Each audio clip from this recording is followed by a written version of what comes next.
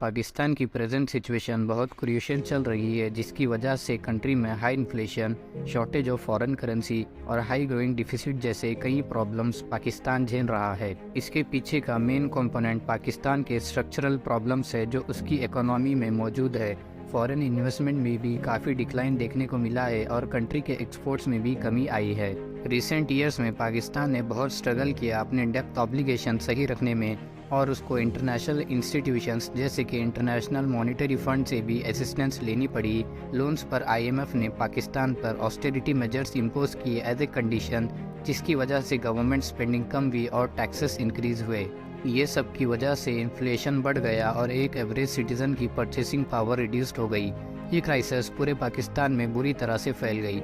Shortage of foreign currency Pakistan का एक major issue बन चुका है और ये कंट्री ज़्यादातर इंपोर्ट्स पर डिपेंडेंट है अपने गुड्स के लिए। पाकिस्तान ने अपने इंपोर्ट्स पे करने के लिए बहुत स्ट्रगल तो किया, बट इसके रिजल्ट में उसकी करेंसी वैल्यू कम हो गई और कॉस्ट ऑफ लिविंग बढ़ गया। गवर्नमेंट ने इस प्रॉब्लम को ख़त्म करने के अटेम्प्ट में इंपोर्ट्स रिड्यूस किए, एक्सपोर्ट्स इंक्रीज़ किए और फॉरेन इन्वेस्टमेंट्स की तलाश भी की, बट ये मेजर्स कुछ हद तक ही काम आए।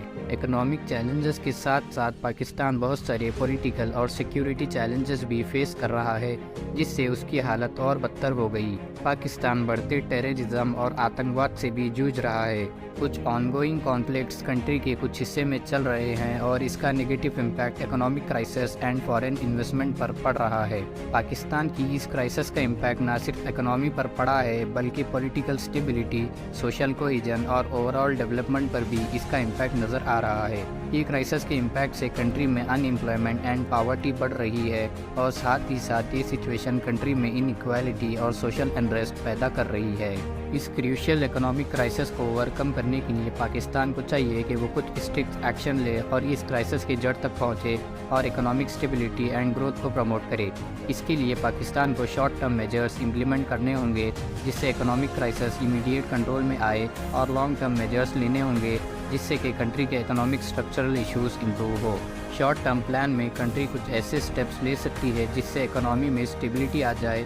फॉरेन करेंसी को एड्रेस करते हुए इंपोर्ट्स को रिड्यूस करना होगा, एक्सपोर्ट्स इंक्रीज करने होंगे और फॉरेन इन्वेस्टमेंट पर ध्यान देना होगा। पाकिस्तान गवर्नमेंट ऐसे मेजर्स भी ले सकती है जिससे हाई इन्फ्लेशन को मनी सप्लाई के जरिए कंट्रोल कर सके, गवर्नमेंट स्पेंडिंग कम करे और टैक्स कलेक्शन को इम्प्रूव करे। लॉन्ग टर्म मेजर्स में पाकिस्तान गवर्नमेंट को स्ट्रक्चरल रिफॉर्म्स को इम्प्रूव करने पर ज़्यादा कॉन्सेंट्रेट करना चाहिए, करप्शन रिड्यूस करना, बिजनेस एनवायरनमेंट को इम्प्रूव करना और एक फ्रेंडली इन्वेस्टमेंट क्लाइमेट क्रिएट करना लॉन्ग टर्म मेजर्स में इन्वॉल्व है। गवर्नमेंट को ऐसे मेजर्स पर भी ध्यान देना होगा जिससे कंट्री का एजुकेशन सिस्टम और लेबर स्किल्स इंप्रूव हो, जिससे इकोनॉमी में बढ़ोतरी होगी और फॉरेन इन्वेस्टमेंट्स अट्रैक्ट होंगे। पाकिस्तान की इस क्राइसिस को ओवरकम करने का और एक की फैक्टर ये भी है कि वो अपने देश की सिक्योरिटी और इम्प्रूव करे और बढ़ते टेररिज्म पर पकड़ बनाए।